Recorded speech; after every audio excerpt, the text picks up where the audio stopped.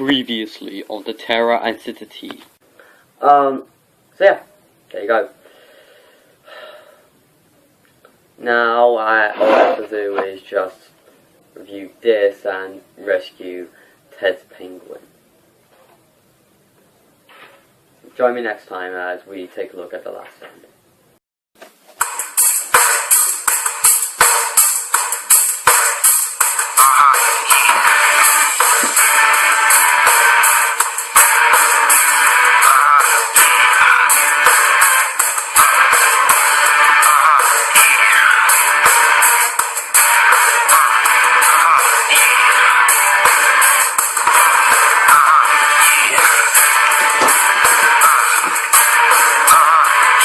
Come on, guys.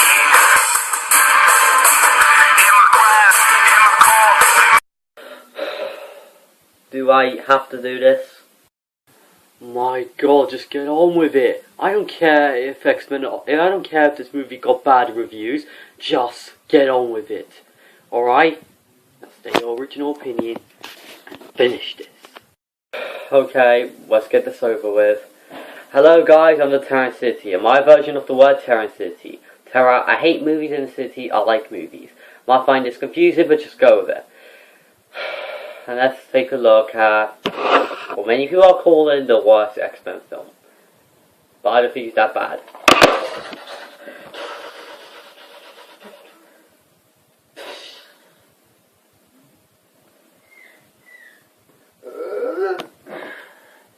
Now I don't get you people. Why does this get so much hate and Origins Wolverine gets a pass? Okay, but anyway, with that said, let's get a move on. Okay, so let's go at the plot.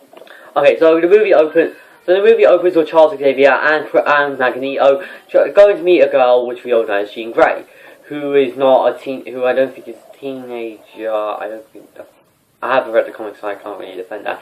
Well, anyway, they meet her, and she does her powers, and we see Stanley, and yeah, we don't see Angel, who's cutting his wings. Very disturbing scene, but it has no purpose to the plot, so let's just move on. After a pretty cool title sequence and awesome music, we cut to a battle sequence where we actually see the Sentinels, which some of you may think actually has a purpose here, but it doesn't. Because it sounds like this is a training simulation. Yay! Because that's what you want in your opening. Have an action scene which has nothing to do with the story, and have a villain that will not appear until Days of Future Past, which we'll get to in the future. Yeah.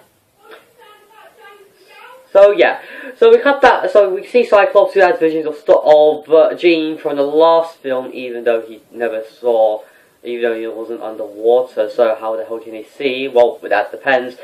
Anyway, he leaves and he shoots the lasers at the water. He shoots lasers out of the water, basically, and is blaming them for killing her. Makes sense. But before we can get more into that one, let's cut back to something else. We see Beast, played by Kelsey Grammer, who I think he was from Transformers 4. But anyway, and he has a pretty good makeup here. I think he has some pretty good makeup. But yeah, anyway, so they see Mystique, who is tied up. I don't know, they don't explain. Actually, no, they do explain. And we also see who is she impersonating? Bolivar Trask. And if you guys watch the film, you're probably saying, who the hell is he? Well, you see the guy. Well, watch the film. Well, put on the film now.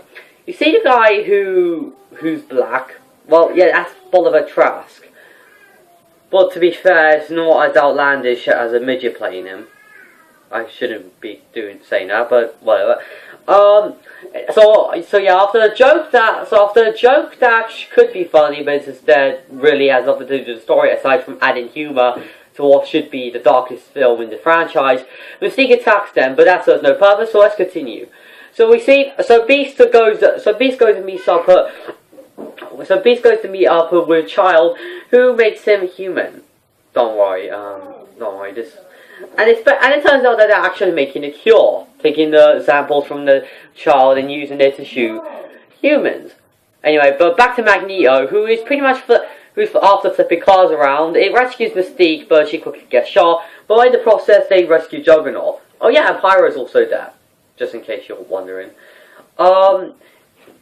Yeah, anyway.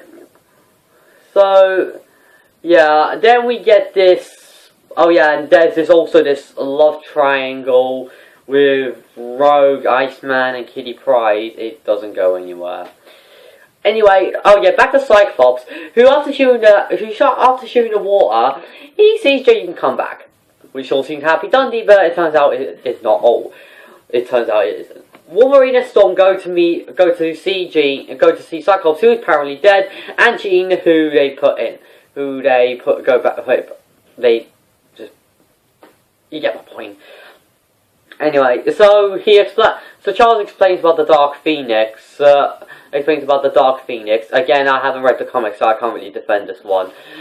So I can't really say this is wrong unless there's a professional critic out there who actually knows. Anyway, so yeah, so your Beast comes and tells them about the cure and all that. Anyway, Wolverine meets up with Jean. They make out, but that doesn't go out. She reminds of Storm, then she becomes Dark Phoenix. Pretty much knocks Wolverine to a wall, smashing it, and pretty much freaks out. They go after her and go to our old house, but Magneto and the others are pretty much joined. We get an action scene, and pretty much Charles dies. That's 2 deaths in a row. We get an emotional sequence, which could be emotional, except that, well, I'm still confused. It's just that I'm still thinking about that love triangle. Yeah, if you guys don't know what that love triangle is, well, just forget it, because it has nothing to do with the story at hand. It's just there just to create some romance. It's just there just to create some drama. So one ice skating scene later, we see Wolverine, who leaves and goes after Jean, where he then has a fight scene with the other ones. Again, this has no purpose in the story. They see Magneto, and Magneto is giving a speech about how they got their weapon, about how he's got a weapon, yeah, and he pretty much sees Wolverine and tosses him, and that's it. But anyway, Wolverine finds out they're going to kill the child who has the cure to, you know what I mean. Anyway, so we get a pretty cool image of Magneto flying the bridges and sending it down, and we get an action scene, a big action scene, CGI, all that. They stop Magneto, they kill Jean, and then a bunch of happily ever afters, and before it ends, we see Magneto move a chess piece, which makes no sense because I thought that it was a magnet. Well, at the end of the movie. So that's X-Men 3, The Last Stand. And, okay, I got to mention 2 things to you. One, well, this film's not half bad, I've already told you this. And 2, what I just told you is not actually how the film plays out. What I told you is actually a model's version. Why? Because this film is completely muddled. This has so many things going on. So many things. It's baffling. And it's surprisingly enjoyable. It's more like Age of Ultron in that the thing I can say about this movie is that this film is enjoyable. It is a film that you can watch for 100 minutes. This movie is the shortest X-Men film. But yeah, this is a film you can watch for at least 100 minutes. It's not a bad movie. It's not the worst as everyone's calling it out to be. I've certainly seen far worse. Far worse. But this is certainly not the best movie ever. Some of the good things is that the acting is good, as always. Some of the action scenes are fun. There are some decent effects-ish. And it doesn't have a bad villain.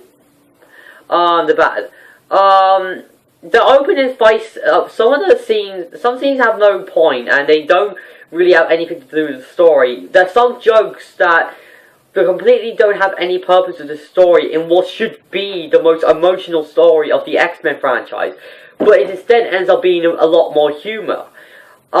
Which also the thing is that, as I said before, the humour has no purpose here. The humour is completely forced. It has no purpose other than just to make this humorous, despite the fact that this should have been a more darker film.